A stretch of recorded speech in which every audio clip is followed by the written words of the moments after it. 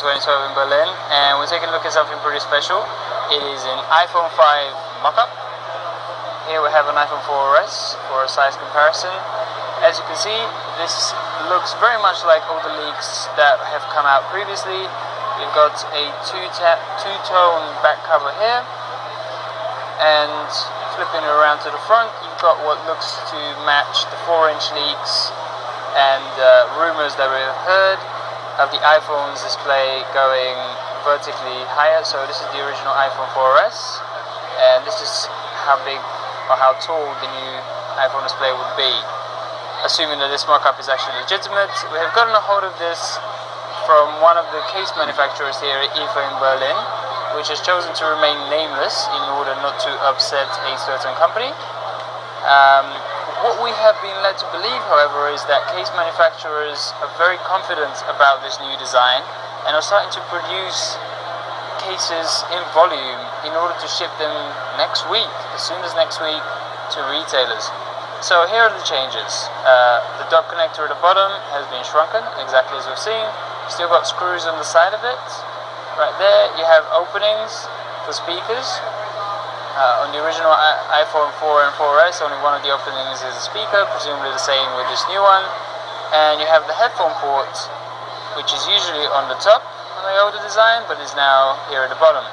Flipping this iPhone 5 mock-up to the top, now you only really have a power/lock button, nothing else on the top. Looking at the left side, nothing seems to have really changed. It doesn't have that colored label. We've seen some leaks that do have the colored label.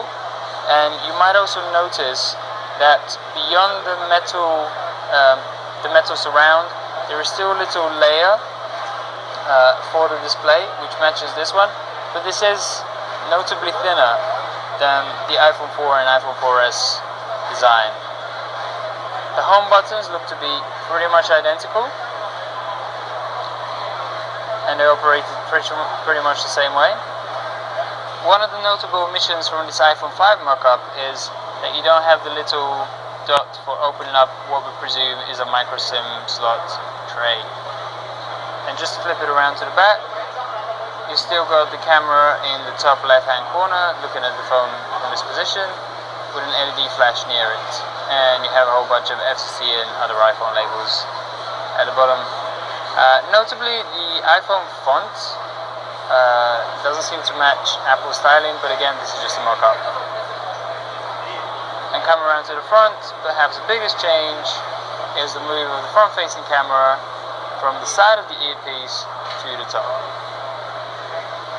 So that's really it. It really seems to look exactly as all the leaks have suggested that it would look. The iPhone 5, it is thinner, it is taller than the iPhone 4 and 4S, and we'll really just have to wait to see how the software works, how much of a difference that makes in day-to-day use.